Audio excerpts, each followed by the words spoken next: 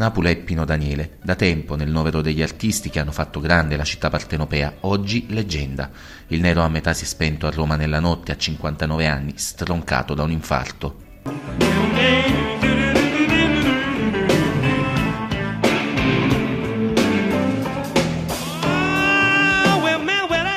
Il primo a darne la notizia su Instagram è stato il cantante e collega Eros Ramazzotti.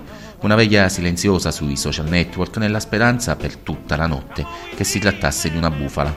Poi la conferma che ha gettato un'intera città in un clima surreale. Era una star e siamo orgogliosi di lui, perché come siamo orgogliosi di tutti i napoletani, esatto. Anche adesso mi stanno venendo i brividi perché è morto un pezzo di Napoli. Sono tutti i giorni i ricordi di Pino Daniele, perché comunque faceva parte della nostra città come simbolo culturale. Dolore, è andato un maestro, dopo Troisi un altro maestro. Abbiamo avuto una perdita a Napoli e il nostro Maradona Pino. Quando mi sono svegliato e ho saputo mi sento male. Perché mi sento così inutile davanti alla realtà.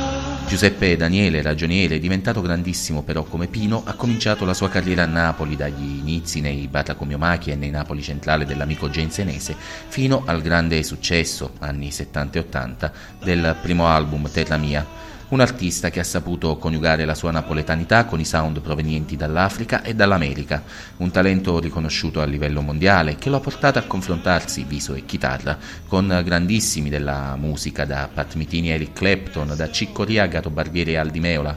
Come Massimo Troisi, suo grandissimo amico, ha saputo parlare di Napoli al mondo senza cadere nella facile retorica e nei luoghi comuni. Mi piace zucchero che scendi in un caffè e con una presa una sua macchina.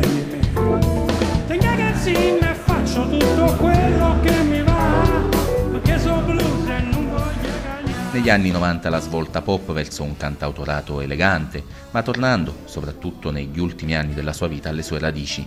Nel suo ultimo memorabile concerto di pochi giorni fa ha salutato inconsapevolmente i suoi fan con gli amici di un tempo al suo fianco, Senese, D'Episcopo, Zurzo, L'Amoruso, Avitabile, quelli che con lui hanno reso grande il Neapolitan Power degli anni '80.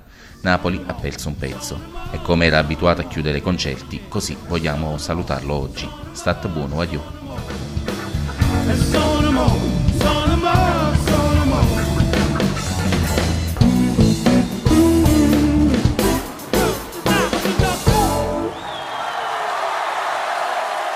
Grazie!